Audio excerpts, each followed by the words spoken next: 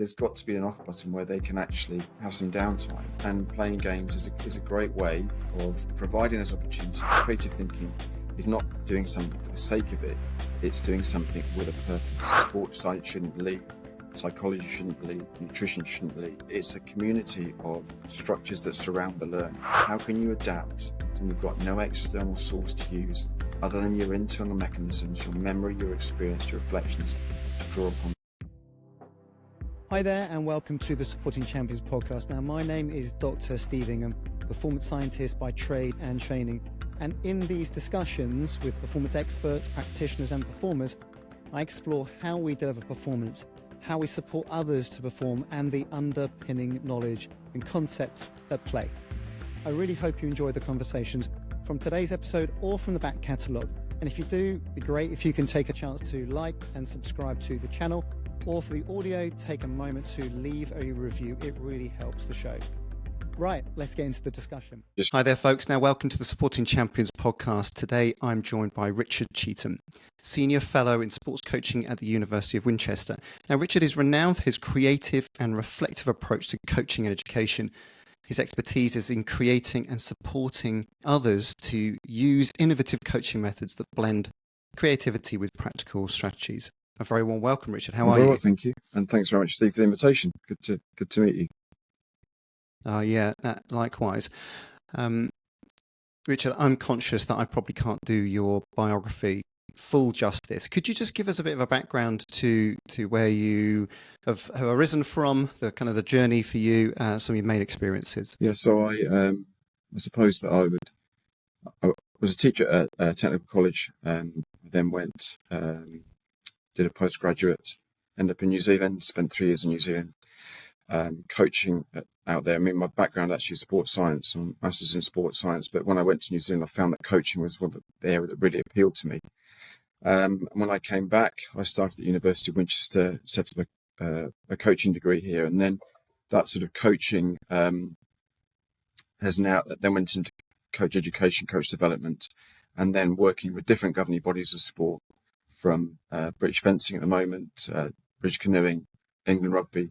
I also work for the World Cycling Centre in Switzerland on their education program out there. So it's multi-layered, but here I'm sort of full-time as well at the university on a sports coaching degree. And so if you're working with a governing body, what's the sort of typical things that people bring you in to help them with? Yeah, one of the things that when you work in a governing body is the central piece around all of coach development is around learning. So, I'm not a specialist in fencing. I'm certainly not a specialist in canoeing.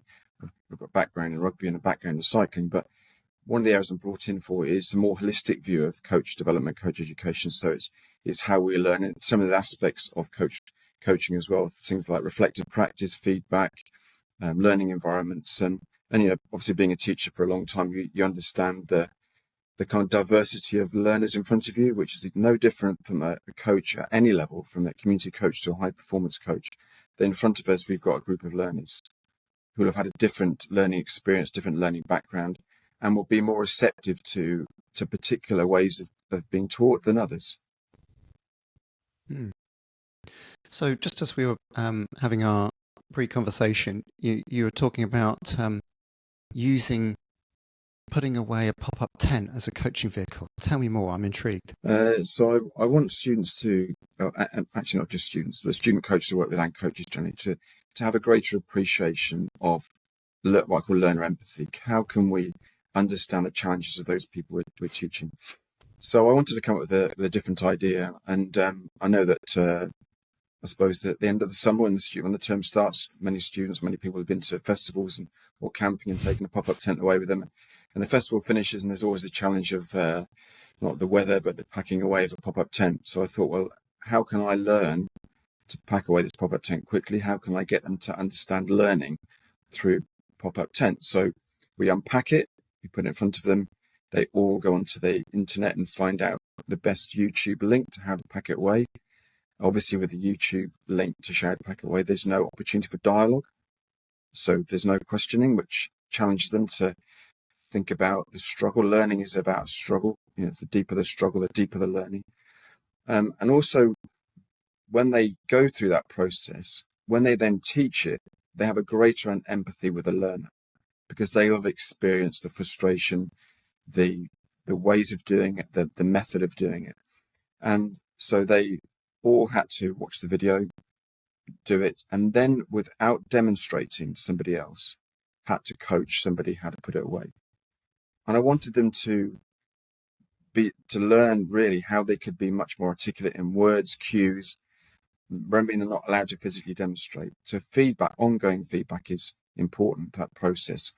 Those cues they might use, observation, what is the learner struggling with? How can I help them? How can I reframe that problem and use different words? I mean, I was a swimming teacher for a long time, and there's a classic thing, swimming teachers on the side of the pool can't get in the pool and demonstrate. So they've got to be very, very good at that words they use, the demonstration of their arms and legs as teaching tools. So it really challenged them to think more about the struggle of the learner. And when we go into a coaching setting, I think sometimes there can be a tendency to think about the sport, the skill, rather than how can I get them to learn to do this and understand that learning process in a much more broader context. You know, we hear a lot about diversity, understandably and quite rightly, but I'm looking at educational diversity. What's their background? What's their knowledge? What experience they bring to the room? How have they been taught previously? How have they learned this? How could they learn this skill in a more optimum way than has been taught before? And in that room, we will have we will never have the same person learning the same way. And I want coaches to be receptive to that diversity and to put that problem in multiple ways for somebody to solve it. And that's why the pop-up tent became just one of those examples of, look, understand the struggle, understand the coaching process, understand the learner will really help you become a much better coach. I love that example. And it's probably become one of the images of a lot of festivals, hasn't it? Where people just go, I won't bother, I'm just going to leave it, rather than actually struggling. Yeah. So it's a modern day attention span issue, maybe. I can't remember which festival it was, but I think it may have been Glastonbury, I don't know, where they actually, at the end of the festival, they collected up all these tents and reused them because some people thought £35 pop-up tent, can't bother to pack it away, particularly if it's muddy, and just left it there. Yeah, or that it's required now. It's required. Yeah. Maybe that could be part of the festival game at the end, that everyone has a big learning moment of teaching each other. Yeah, well, maybe get £10 off your ticket for next year if you pack away your pop-up tent. Save us the problem of doing it. Yeah. So I'm interested to understand how you've started to develop your coaching kind of practice over the years. You've seen a lot of coaches and you've coached yourself. I mean, I'm just wondering if I could ask you what some of the big changes that you've noticed in the world of coaching over the last few decades, conscious that sport has transformed. Not only, I suppose, back in the day, we've gone from amateur to professional, but also there's been a growing professionalization and arms race recently. I'm just wondering what your kind of big macro observations are on the demands of coaches. Yeah, that's a really interesting point you mentioned about the arms race, because I said, sort of pre-conversation this morning was that I don't bring technology to my room. I don't bring an aerodynamic bicycle or a lighter XYZ. I bring a thinking to a room. As the arms race is not actually about spending money on some new technology, it's about new thinking. As coaches in all sports, internationally, we're more able to access learning through multiple platforms, YouTube, whichever platform we choose to find an idea or learn how to. And I think where we've progressed over the years is that the learner has challenged us more. The expectations of what being coached like is much more different. Maybe 30 years ago when I remember, asking me where I started, I think it's because my coach's experience was so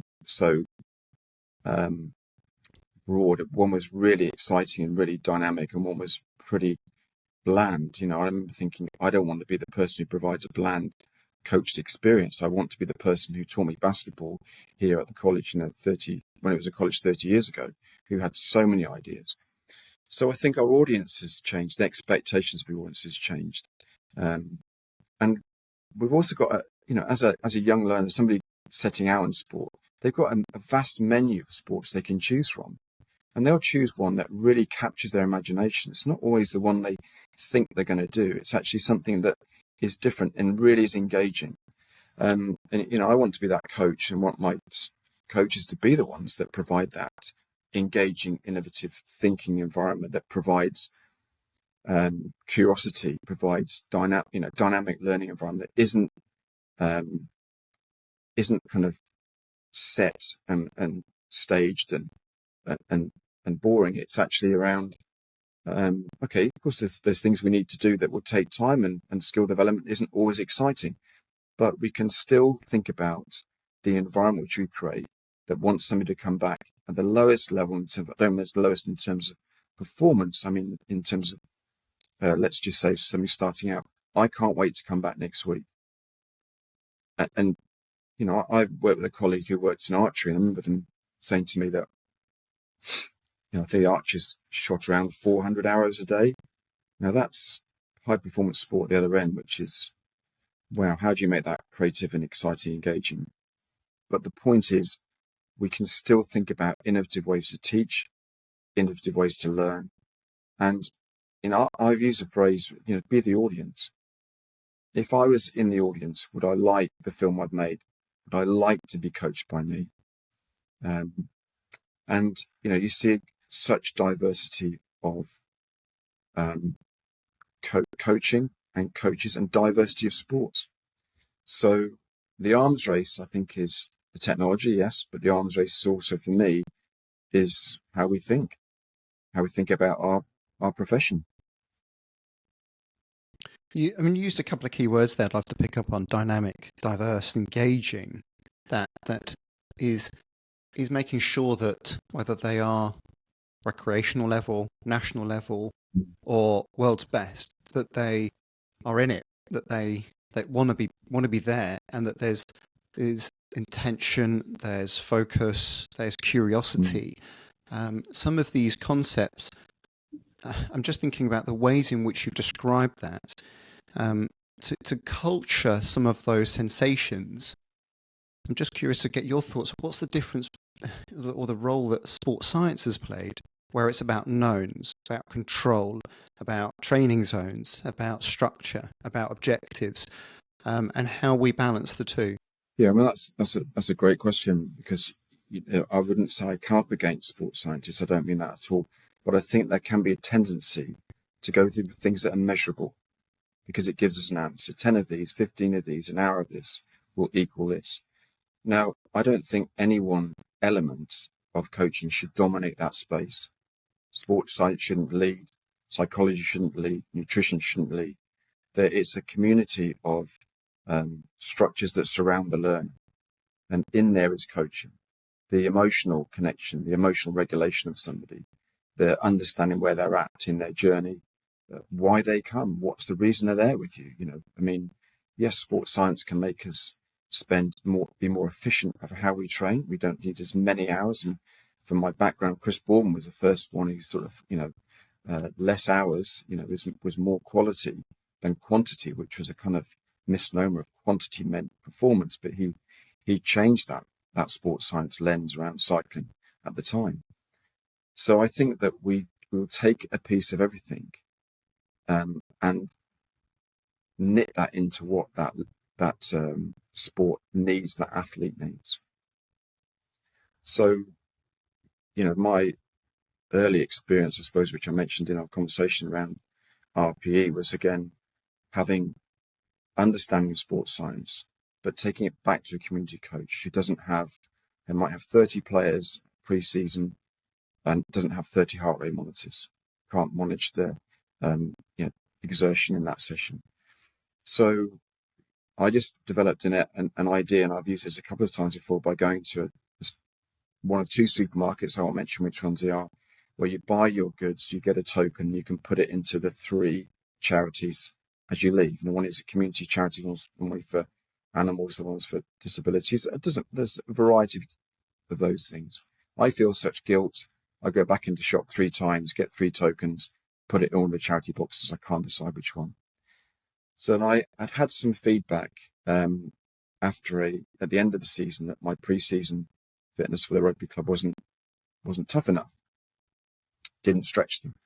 Yes, it was creative and challenging, but it didn't really drive people hard.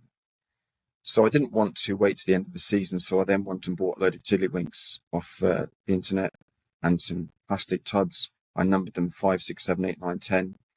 After each session, the player would put a tiddlywink into the tub that most reflected the level of intensity of their training, their RPE, rate perceived exertion. And I just mapped it.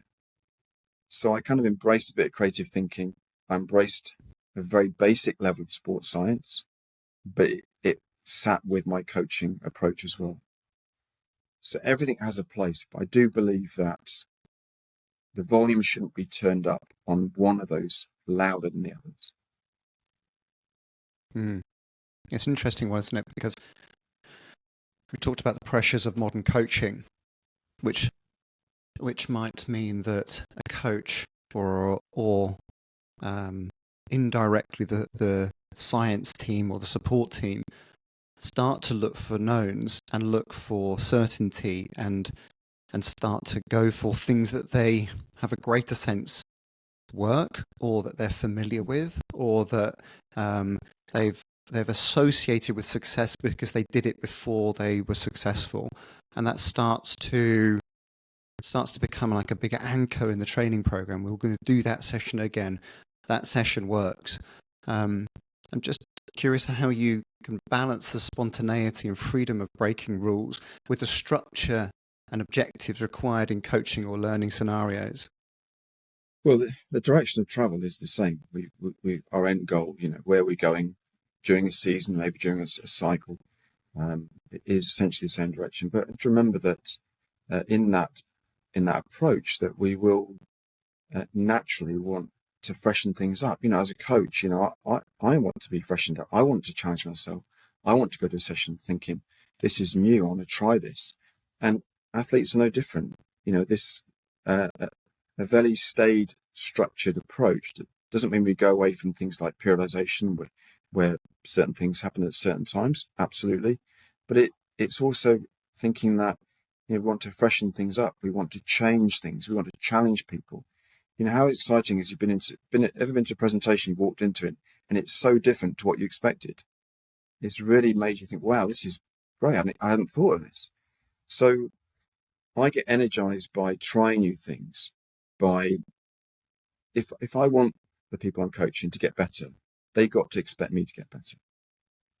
That absolutely, it cannot be a one-way thing. My ceiling can't be their ceiling. I've got to keep on pushing the boundaries of ideas, engagement, of challenge, but also with purpose. So it's not random. Creative thinking is not doing something for the sake of it. It's doing something with a purpose. So I'm going to do this because I think it will. And when someone's looking at why you're getting a pop-up tent, or why you're thinking of a different idea around how you teach fundamental movement skills, the vehicle to get the learning has got to have purpose. It's got to be related to what we're doing. So, I want to say that we don't all have to invent round the corner vacuum cleaners. Mind-breaking, really super ideas. It can sometimes be the simplest of things. Yeah. I'm just imagining a set of tiddlywinks for your RPE, and I'm also imagining another coloured set of tiddlywinks to ask players and athletes how engaged were they in the session. And that as a marker of, no, this is boring, this is mundane, or same old, or I haven't learned anything new. That probably is a great piece of feedback, because it might not, just as you sort of alluded to in terms of how you communicate coaching a pop-up tent or a swimmer, it's not just about the recipient of the information. It's reflecting, what does this tell me about my style, my engagement, my creativity or innovation for a training session, and also communicating that we're going to explore this together. So it's not necessarily just a stiff and staged structure. Yeah, and also your uniqueness. Steve, they want to be coached by you because it's you, because of your uniqueness, because of what you bring to it.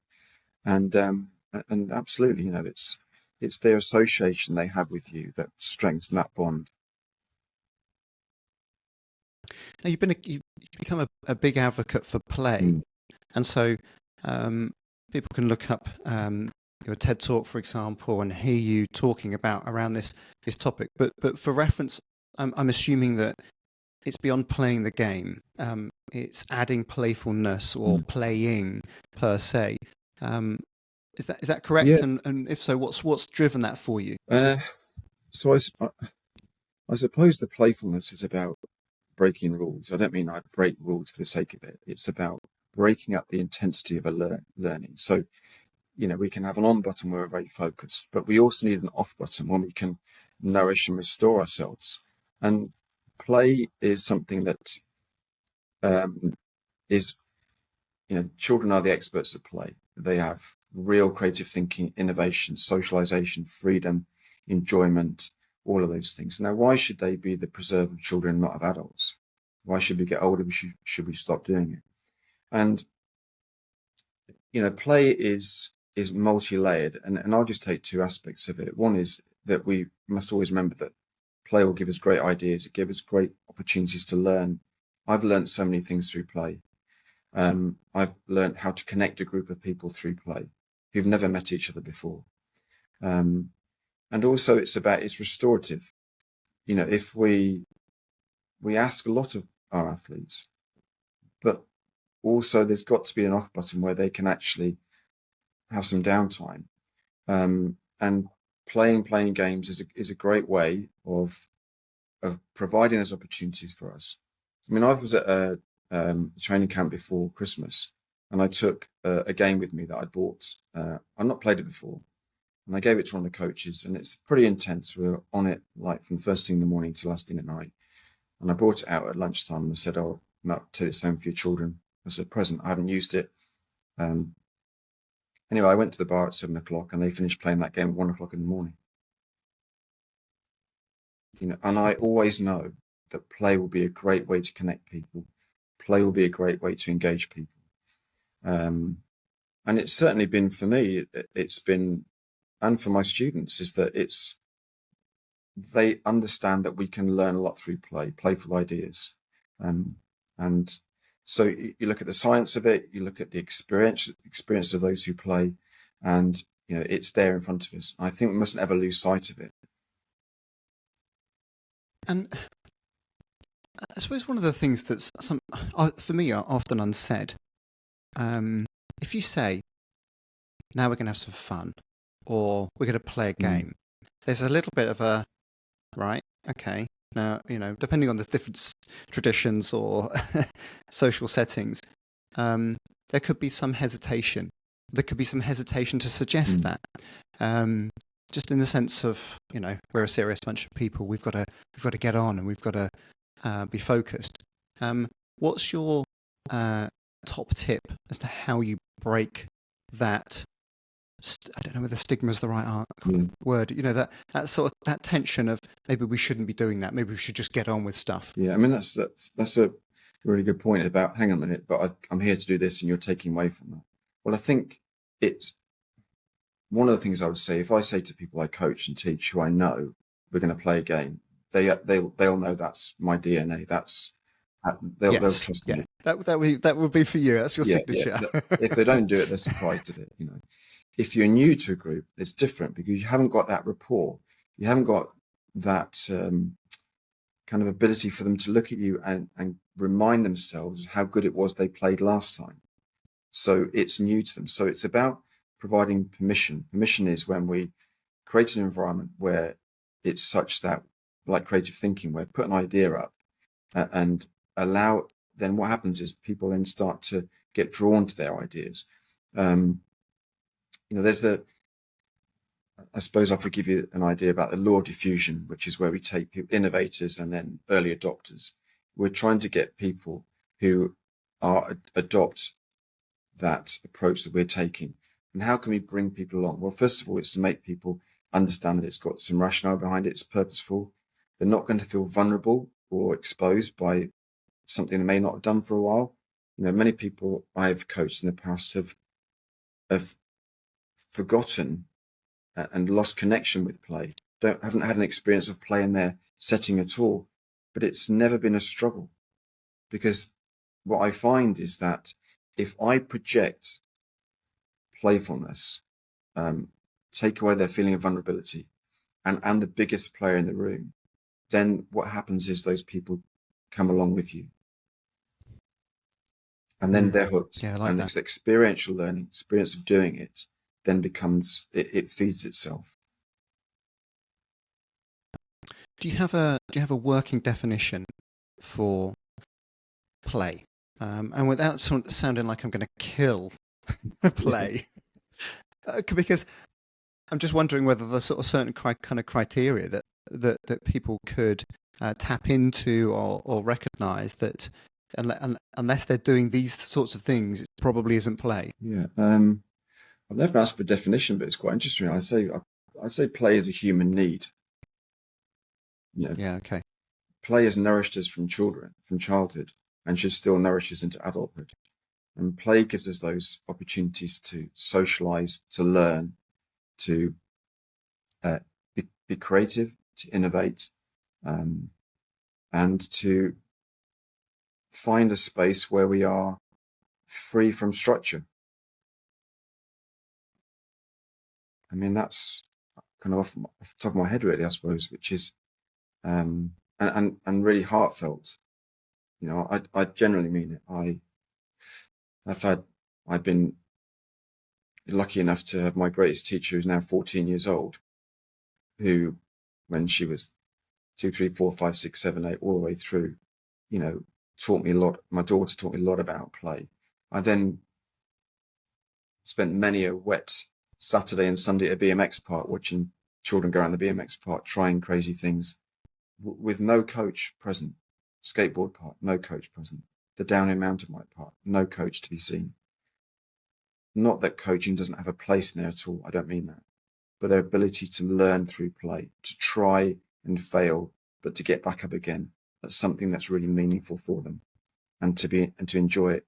If you look at, if you trace back why we follow the sports that we do, or our interests, it's because we have a love for it. It's a love that sparks the connection to that sport. And if we become too intense in the delivery of that as we get older and older, we forget why we did it in the first place. So, I don't think many children playing football in their early years perceive themselves as multimillionaires. That's not their drive when they're early. Yeah. That sense of just that engagement that we've talked about, or the feeling and the sense of fully in it, but also I'm leaving this exercise, I'm exiting sport or exercise with full of endorphins, full of social fun, so some connections. Something happened that was unexpected, or was a real moment that they'll probably won't forget. Is that sounds like it is critical for not only participation, but for elite athletes who are doing this day in, day out, to be to have variety, and therefore it's not mundane. This episode of Supporting Champions podcast is sponsored by Athlete Now, the perfect platform for sports practitioners looking to expand their reach. Whether you're a sports scientist, therapist, or coach, Athlete Now helps you showcase your expertise, connect you directly with athletes, and grow your business. With no ads, no commissions, and access to industry discounts, it's designed to make your services stand out. Join as a practitioner today to get listed, promote your services, and connect with athletes who need your support. And for athletes, it's free to sign up, giving you access to exclusive discount deals and direct connections with the best in the industry. Visit theathletenow.com to find out more. Is there a further business case for this? Is Playful approach more effective in your mind? I suppose all the governing bodies of sport, not just the ones I work with, but all of them are, I wouldn't say the word fighting, I don't mean fighting, but the audience is the audience. Where they direct, which sport they choose, comes from a variety of different reasons. Their parents did it. They grew up in an area which is renowned for it. Their school teacher did it. But we talk about touch points, and the touch point being your parents, so first touch point for your experience, or maybe your morals and values, your kind of sport you do maybe, but your first teacher of that sport, your first coach of that sport, is so influential into what happens as a result, what follows. So, I think in terms of the business case, it's about making sure that we don't lose sight of, it's not about gold medals. Adam Peaty did a brilliant podcast comment that when he does the AP racing, there's 1,500 swimmers in front of him who come to these sessions, and none of them will none of them will win a gold medal. But what they walk away with is something maybe more long lasting, more tangible. I don't mean it's more than a gold medal, but equate it to that. And I think the business model is to think about the experience of those people who come to our sport. Whatever they want to get out of it is a positive experience, one that is joyful, long lasting. And then, let's not lose ourselves in too early in that high performance. You're going to be this, you're going to be that. Hook people, make people people will fall in love with it and stay with it. And how can we get those who come to our sport, make it a relationship, make it a strong connection? I've been involved in rugby since I was at college. That's I did it at school, so I'm now 60 this year. So it's worked those years out, and I'm still a great advocate of rugby for what it's given me. And cycling, very different, but exactly the same. I grew up in a rural area. Cycling was the best way to go and see my friends. Met a guy who was involved with a cycling club, and we went out and with him and his son, and then he sparked that love of cycling. Rugby gave me something very different. I didn't win things, but not high performance things, but I'm still involved in it. So the business case, I suppose, is to think that commercial will follow itself, but the love of that sport and love what it's given you, and we'll all get something different. Relationships, friendships, employment, success is where we start. That's the starting point. And if people are listening to this and they're thinking, my coaching's become too rigid, what would be your top tips for how they could introduce play? One of the things about play is how do I start? I would reflect upon their experiences of play. Okay, what was the game they played they enjoyed the most? Not to be frightened of trying something new. If we put ourselves in a bandwidth of 1 to 10, and I am the most playful, most creative, sort of 8, 9, 10, and you may be 2 or 3, don't try and get to the end point. Gradually introduce something. Maybe just stretch yourself with one thing, a short game.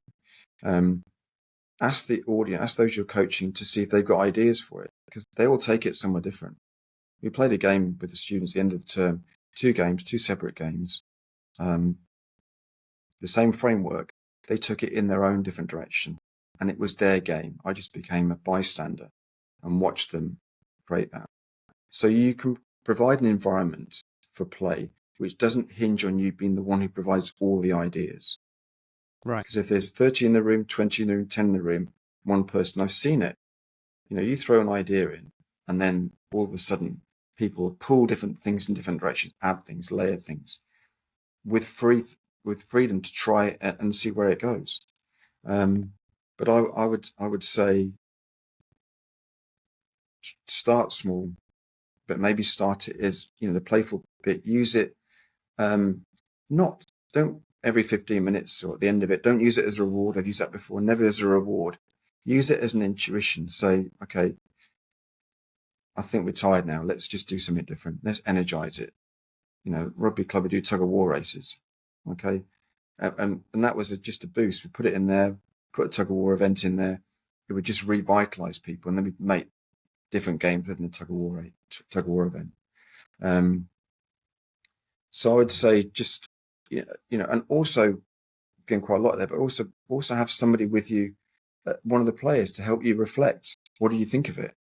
Don't sit in the car and drive home thinking, was that a disaster? Should I do it differently? Yeah. Be open and say, okay, that's the first time I've tried it. Be honest with me. What do you think? And most times they say, look, I really appreciate you trying that. But had you thought about this? Or what a brilliant idea.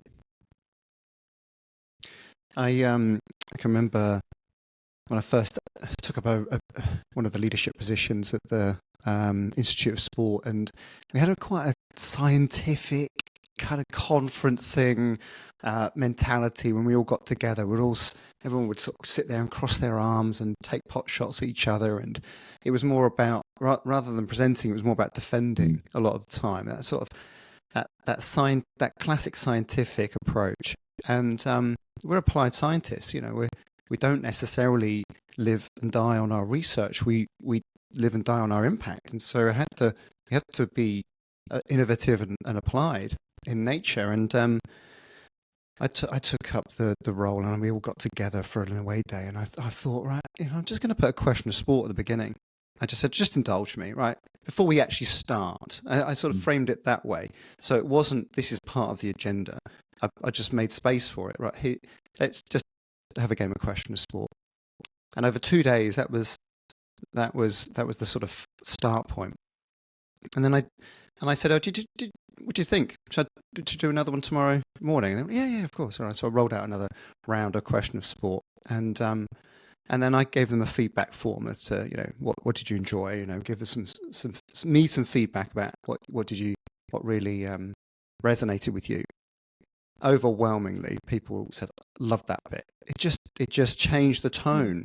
It changed the tone. Not just talking about sporting participation and playing and learning a sporting game, but it was engagement. It was connection. It was competition. It was mischief. It was some self-deprecations. People were being silly or witty or showing their particular imagination, and it just changed the tone of how we interacted with each other, let alone starting the day with some energy. I like the way you change the tone, because actually it does change the tone, doesn't it? We go from deeply serious to actually, hey, we're all desperate for something, not to break the ice, don't like that face, but just to lower the sort of intensity, and actually, as you say, just change the tone and the atmosphere in the room. It isn't all about the science; it's actually about being together, and we're more likely to connect with the question of sport, and more likely to remember that conference for the question of sport.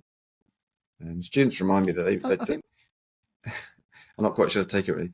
They don't remember the lectures; they remember the experiences of the lectures. Yeah. But then, if you look into evolutionary biology, that playfulness and it's stress relieving, it's social bonding, it's connections. So you trust each other a little bit more, so you're able to operate. There's a scientific underpinning there that again, as we're becoming more and more serious in our lives and how we're approaching things and trying to turn things into objective, well-planned events, it's lost that spark, which is just as important, just as valuable, perhaps enriches more and allows you to work more effectively together than perhaps a structured set piece practice, for example, or over analyzing. And we're no less serious about wanting to win the event or succeed in what we're doing. That's the point. Because we're playing, it doesn't mean we're not serious about the reason we're here at this high performance training camp or international event. It's just that it serves a purpose, as you say, changes the tone. Look around people, deeply serious, deeply intense, probably anxious. Well, sure they're anxious, understandably, but it just means it just takes that edge off. It's that kind of yin and yang. We can be dialed in, and then we can turn off that intensity. And on that, being dialed in and turning off the intensity, can I ask you about the 6 stages of introducing ideas that you've shared with me? And I don't know whether you've mentioned this is on your blog, so perhaps we provide the link to that for people. But I'd love for you to talk me through the framework for introducing those ideas and and how you've brought that to life for people. So, I wanted to look back and think, well, how did I start this? Was there some structure? Because somebody asked me before, what stage did you go through? And I thought, well, one of the very early ideas, which is quite a long time ago now, which is around teaching fundamental movement skills, was the ignition. And the ignition is something that literally is ignition. It sparks an idea.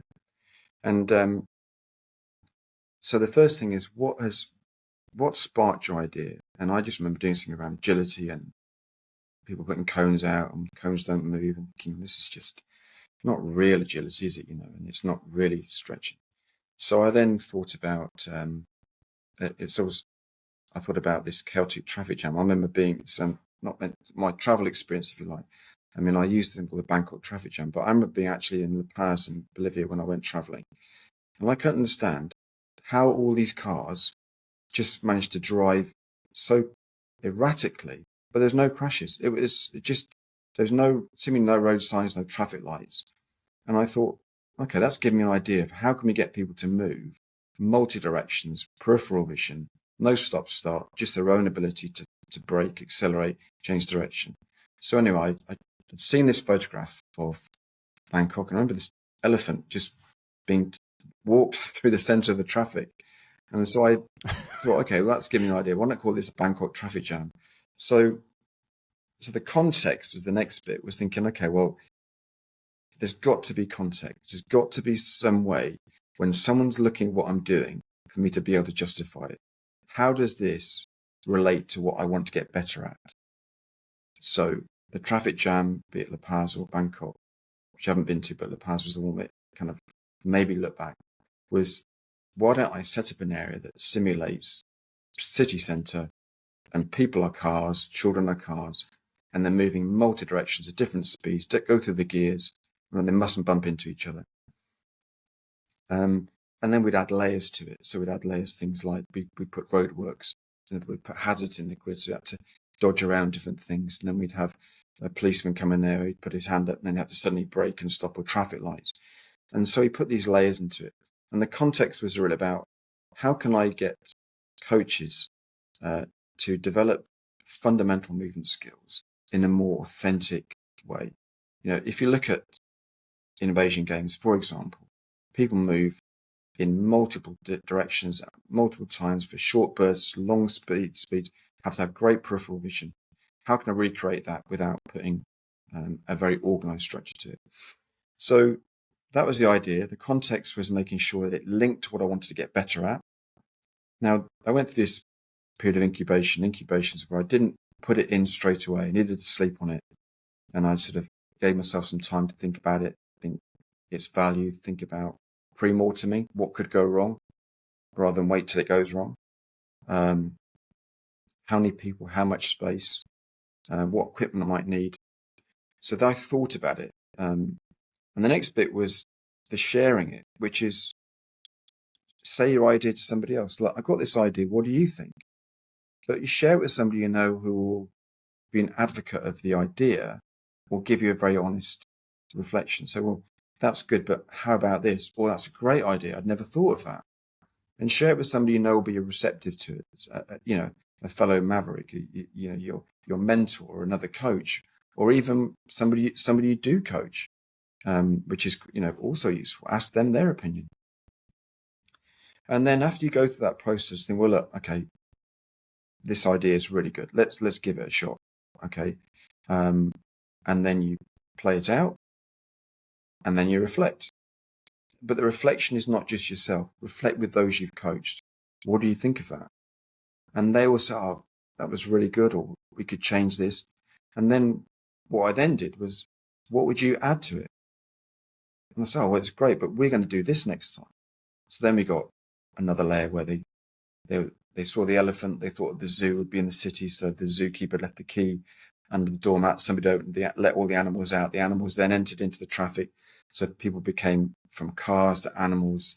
And we've got this whole melee of multiple movement skills, really dynamic sequencing. So one movement into another, and all related to the developing those fundamental movement skills through a playful activity. I love it.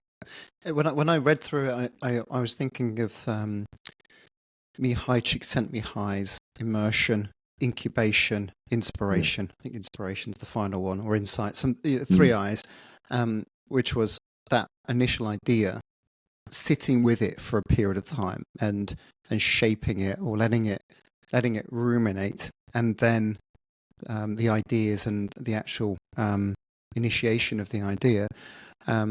But what I love about that is it's got that sort of metaphorical thinking too, that makes it feel, or adds another layer of thought Mm. and ideas and lateral thinking. That it's almost the frame by which you can become playful and more engaged. Yeah, I mean, I've used. I don't never want to be kind of like a difficult second album. I didn't want to be the only one that I'd done that created it, but that I didn't want that to be the idea. But it was one that has been very enduring, and I've used it, and it always never ceases to surprise me.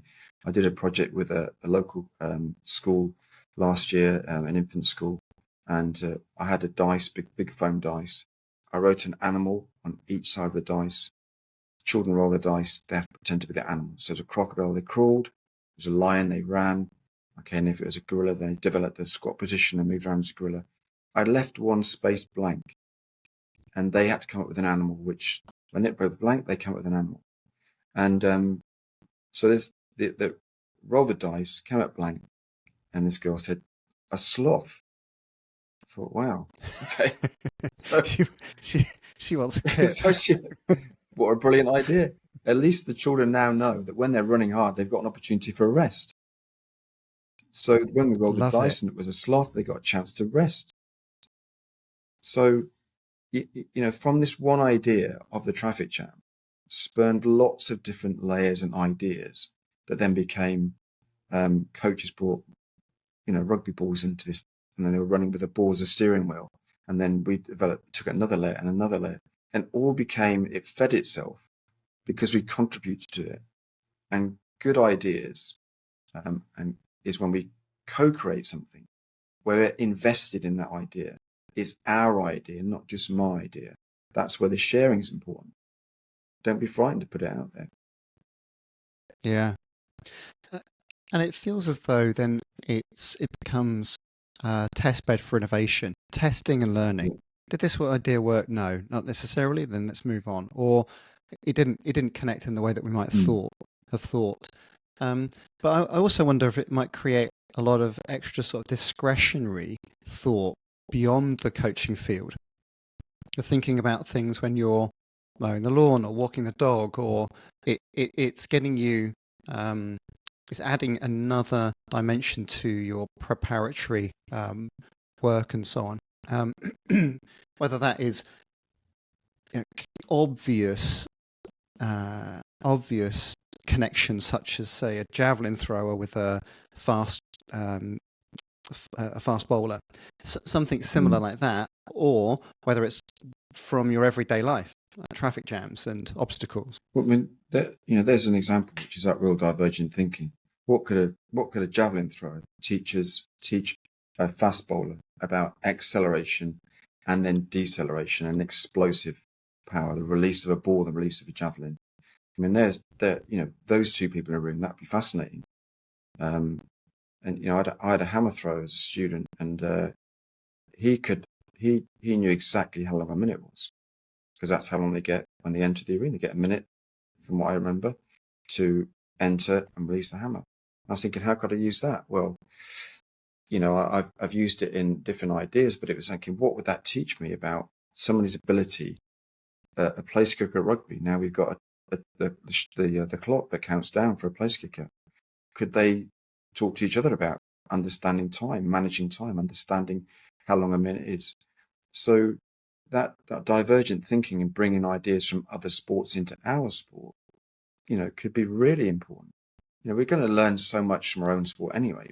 But if you think about footwork, fencing and boxing are probably two of the sports that got the best footwork, quickest footwork.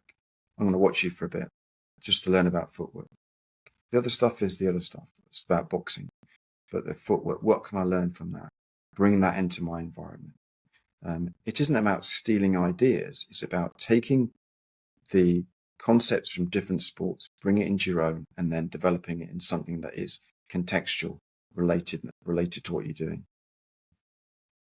Yeah. And do you think there's a missed opportunity when sports are on their own? They've set up their centre, where there's the taekwondo team in one building, and then 5 miles down the road there's the cyclists or the wrestlers, for example. Do you think there's a missed opportunity where there isn't that vicarious learning, that shoulder to shoulder check and compare? Yeah, I think that's a really interesting point from the perspective of how the UK set up its institutes. The UK sport, we've got rowing down at Dawley Lake, and swimming in different venues and boxing in different venues. I just come back from Dublin, did some work with the GAA just before Christmas. There's a new centre just near Dublin, and all the governing bodies of sport are based there. So just by design, you can walk across to, have coffee with, sit and watch, learn. Indoor athletics track, a soon to be built 50-metre pool. There's the indoor arena, which is used for rugby, football, and Gaelic football. So they're all in the same setting now. So maybe just by that process of them being together and sharing, or can I just come across and watch, there could be some brilliant opportunities for sharing, because geographically they're next to each other, and just by that space they will share ideas. So I'm sure there's great opportunities for learning, which doesn't involve the difficulty of travelling and spending time to go and see somebody. And what do you think is some of the future challenges ahead? We've got a generation who are grown up with AI.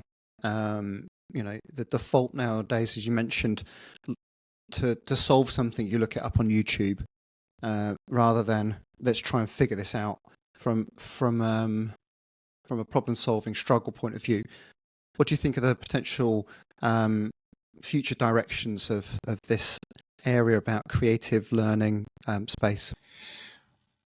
Well, I mean, that's interesting. Is I'm about to embark on some marking next week, and I've got my first year back when I will be as vulnerable as everybody else to knowing how much of that information has been taken from AI, or how much is actually generally researched. I think it's going to be a challenge, undoubtedly, as to how authentic what you've provided is actually from you. But also take it away from the assessment and the teaching and learning point of view, is how can we encourage people to not use it as their first point of call? How can we get them to think differently? I go back to a long time ago, when I did one of my first fitness coaches courses I was attended this course, and it was the Barbican in London. We walked into this room with the fitness instructor who was teaching us. There's one chair, and he said, "All right, get yourself fit," and he sat on the chair. So we had nothing. We just had each other. Now, we had no access to the internet, no access to we had to use our own thought process. We use each other to come up with it. And he said, "This is how I want you to think. How can you adapt when you've got no external source to use other than your internal mechanisms, your memory, your experience, your reflections, to draw upon that?" So I think it is a challenge, but I think it's about, if we're developing coaches, to give them that problem solve, to not let them access something that is artificial, not authentic, not theirs. Doesn't mean don't use it. That means, what can I think of first? What can I create first? Have faith in my own ideas. And I would say that's one of the points which I mentioned with about the play. I'll never get any ideas from AI about play, because my play experience is spontaneous, it's collaborative, it's in the moment with people together. But I think it's a challenge, like anything, though, isn't it? Can we use it sparingly, correctly, properly, or can we rely upon it too heavily? It's fascinating stuff, Richard. So let me. You can help me.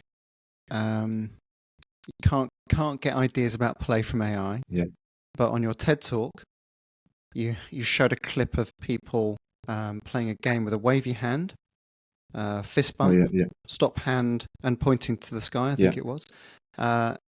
Share, how do you play that game? Okay, so I was very fortunate. I went to there's a play laboratory at the University of Exeter. I went there with a friend, Ross Learnshaw, who's one of the great coaching mavericks.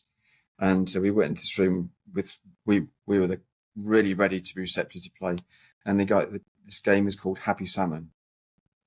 Okay, Happy Salmon. Love that. And I it's it. So I fortunate enough to teach a group of coaches from around the world, and within the first 15 minutes of a meeting, and they travel from a long way, different countries, different cultures, different languages, I play the Happy Salmon in the first 15 minutes. And after that, everything else I do is easy because we've taken our armor off, we've relaxed, we've become in an environment that is safe to explore, try something new, revisited childhood. So that was a game that I'd recommend to use, called Happy Salmon. So how'd you play it? How'd you play it? Come on, give me the insight. 8 people. You get 8 cards, and the idea is that you have your cards face down. You turn the first card over and you shout out what it is your card is. So if it's a fish bump, you're looking for somebody else who's also got a fish bump, and you fish bump or fist bump those. Put the card down. Okay, you turn your next card over. If it's got Happy Salmon, do this. You've got this salmon description with your hand. There's a salmon going upstream. Somebody else has got that. You both put the card down, but you're looking for somebody who's got a card that matches yours. Only 2 people. So if there's 3 of you who's got a fish bump, it's the first to connect. The third person's got to find somebody else. There's another card called High Five, literally high five somebody. And the 4th one is Switch It Up. So you do this with your hand, switch it up, and you change places. The other person's got to switch it up. So people are moving, connecting, talking, shouting, and the first person to get rid of their 8 cards is the winner. Oh, love it. And so you can buy Happy Salmon cards. You can buy the box Happy Salmon, yeah, and it's one of the it was the game that never ceases to amaze me is when people are skeptical about play. Give it to a group of people who don't know each other or have known each other very, very briefly in a very formal way.